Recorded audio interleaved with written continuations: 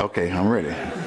Hi, and we are here at the Williamson Carr Smith Fishburne. We're having our Sunday dinner, but this is no normal Sunday dinner. We are here at my sister's house, Claudette Smith Fishburne, and so it's good to be around family because I remember back in July, I got a devastating phone call.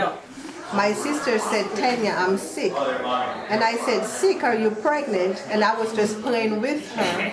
And she said, "No, Tanya, I felt alone." And so I started crying in the airport, but I remember what my God said.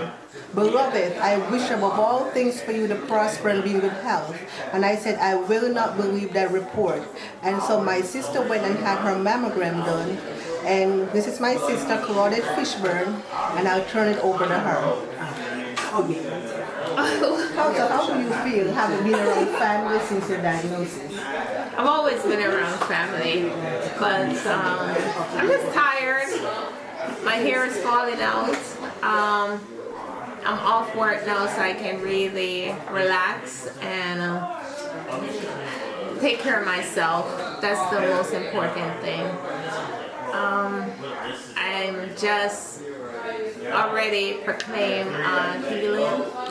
My chemo should end the first week of February 2026, but I have a lot of side effects like nausea, really tired, and hair loss. But other than that, God is good and I will prevail. So this is just another chapter in my life. Yeah. And so family is here celebrating just what she's been through. So when she was first diagnosed, and as African Americans, well, let me not say that we're Jamaican by birth. And so when she was first diagnosed, believe it or not, for my viewers out there, she found it herself. It was a self-breast examination. And she had a mammogram done 6 months before finding out. How did that make you feel doing your own self-breast examination? What would you say to your viewers? Always be aware of your body, because I did feel something a couple weeks or maybe 7 days before I did my self-diagnosis. And also I was under a lot of stress at my job because I work for the airlines and it's a lot of rebooking and stuff like that, and it was a high volume season, so I was under a lot of stress. The comforting thing is my doctors did call me that they re-examined all the mammograms from the past 2 to 3 years and found that this is a new cancer. It's not the same cancer. And even though it's in the same spot, this is a more aggressive cancer. And they said they did everything correctly, and I have to believe that, and I have to have a faith that my doctors did me right. But again, I don't know. Yeah. So again, she put the doctors came through for her after she found the initial lump, like we said. She did the mammogram. Can you walk us through the steps if you were supposed to tell another female? What are the steps? What would you recommend? You found the lump. You called your doctor. I found the lump. I called my doctor. And I've had breast cancer 13 years before, prior to this. So you would think, okay, I know what to do. But when I called, I broke down. And I remember the nurse saying to me, we've done this before. We've been through this before. You can do this again. And she really calmed me down. So the second step it was really fast paced. After they found it, I had my mammogram like maybe 4 to 5 days later. They gave me a mammogram, then it was like, yes, confirmation, you have a lump in your breast. However, you have 3 lumps under your arm. And I'm like, oh my gosh, that is even more that I bargained for.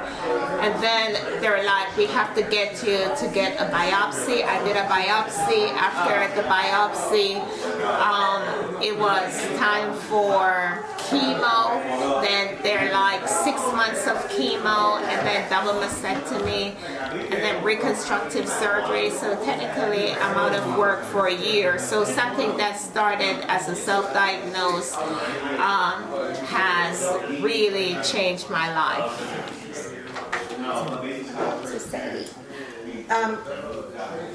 So this is Claudette's daughter, and she's also, when she received the news, when you received the news that your mom had breast cancer, how did you feel? What would you say to other young women out there, daughters whose mom is going through this? It was hard to take. The only thing I could think to do was just to lay with her in bed and just hug her, because it's just not the kind of news that anyone wants to hear. The only way I could think to cope about it was just doing my own research about it and just finding holistic routes to help her, just to kind of ease both of our minds and just giving her positive words of affirmations to make her feel better about going about the whole journey. That was it. Okay, so as you can tell, we're surrounded by family, and so this is Claudia, and Claudia, she's also one of the cousins of Claudette. So Claudia, you know, Diana did her self-breast examination, and that's how she found the cancer.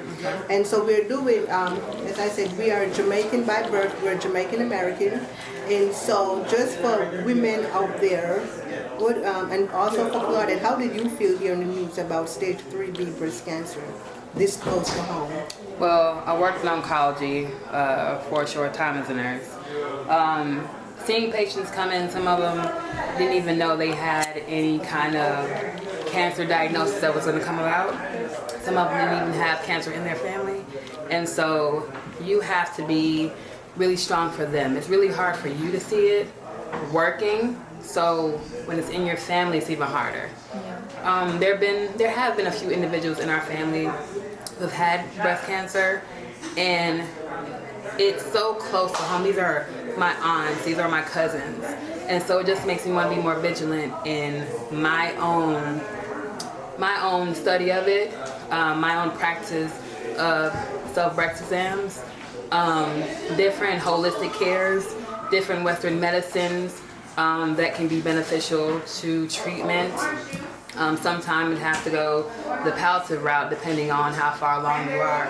So it's really hard for me. It makes me want to be very cognizant in my own health, the people around me, be very watchful of them, symptoms they may have that they don't even realize are related to cancer. Okay. And so Claudette Fishburne, she's married. She has two children, Romani Smith and Athea Smith. And Romani, he's in the Air Force and he has his wife.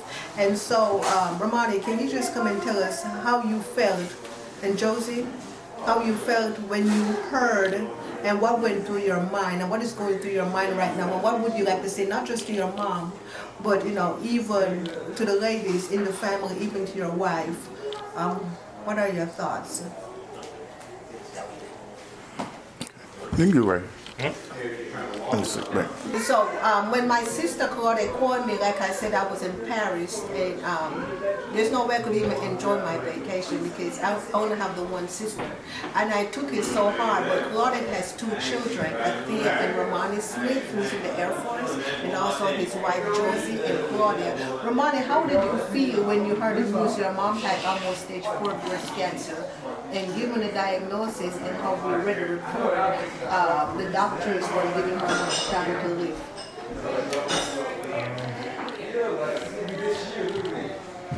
It was very hard. It took me back to, I guess, my mom's first battle with cancer, and took me to a place where a lot of things felt outside of my control. So all I could really do was lean on family and to lean on their knowledge to make sure I was able to be a support for my family through this hard time.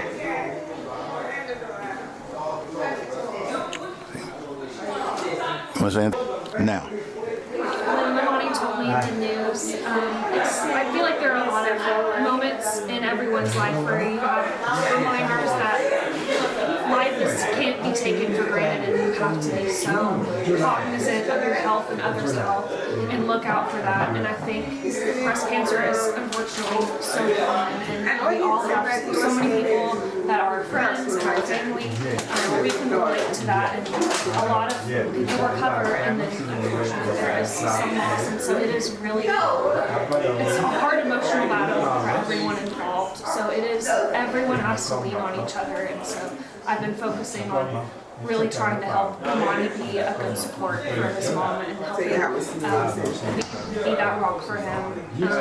I also donated 15 inches of my hair recently for children with hair loss too.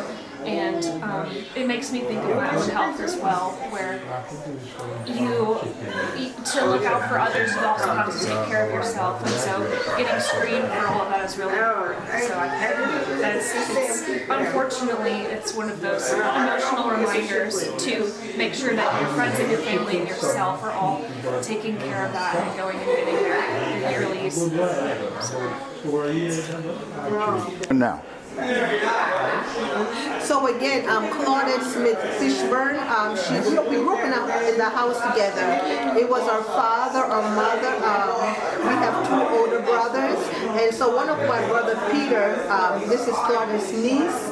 And again, what would you like to say? Because your aunt, she found her breast cancer herself. She did her self-breast examination, and by the time she got to the doctor and they did all the examination, they did the biopsy, they did the ultrasound, it came back 3B, almost stage 4. At stage 4, a lot of people would have given up, but we can see she's fighting a good fight. What do you have to say to her? What do you have to say again to women out there? Our family, our family has been battling breast cancer. We've lost 2 aunts, Aunt Gloria, Aunt Myrtle, because her sister Janet had it in the breast also. So what are your thoughts? I'm generally shocked. This is my first time hearing about this. I am. I'm sorry that this is going on. We're all here for you in whatever way that we can be. I know it is something very serious. I know it has always run in the family. I do try to get checked every year just to be on the safe side. But God is good. He's going to do all that he can to take care of her. Yes. And we're here. We're just supporting you. Well, I'm so sorry about it, but it's so life goes. We just trust in God, and God will heal you. You just have to call upon God, and one day He will touch you. He will heal you, right? And He will heal you. Don't worry about it. I proclaim the healing. Yeah, those in life, we don't know what we have, we don't know what we're going through, but you just keep the faith. Yes, I believe. And just call upon it, and everything will be okay. Okay? Yes. God bless you. Thank God you. keep you, and God will protect you on your way. Thank you. I do want to emphasize. Okay. I do want to emphasize that cancer is a touchy subject, and when you hear the word chemo, it's not everyone's cup of tea. I did not like the idea of my mom considering taking chemo. I definitely went to the doctor's office with her and asked the nurse if we exhausted all of the options here before we led to chemo, and chemo seemed like that's the only route, that's the best option for us. So my way, like I said before, is to do as much research as I could and as I can, and I'm still doing research now to help my mother get through this chemo, and we're doing a really good fight. Everything's organic, and if her stomach is ever upset, we do the ginger extract, and that's been helping. Yeah. There has to be a balance of holistic route as well as treatment, because treatment is harsh, but it's about how you go about it. So I don't want anyone who's considering taking chemo, or who has a family member who's getting chemo, I don't want anyone to freak out or think that chemo means the worst case scenario. Yeah, the end. It's not the end, and it's about how you go about it, how you do your basic life, your daily life, like how your daily routine. Yes, yeah. And also just being mindful to not over exhaust yourself, because chemo takes a lot of your energy. Yeah, when I get tired, I just want to sleep. Just lay down, and when you do feel that energy, take advantage of that energy to walk around the house and maybe dust clean or something like that. Like, you don't have, this is the time for you to be in your solitude and to grow your relationship with God. That's true. So that's all I want to say about chemo. It's not the end all be all.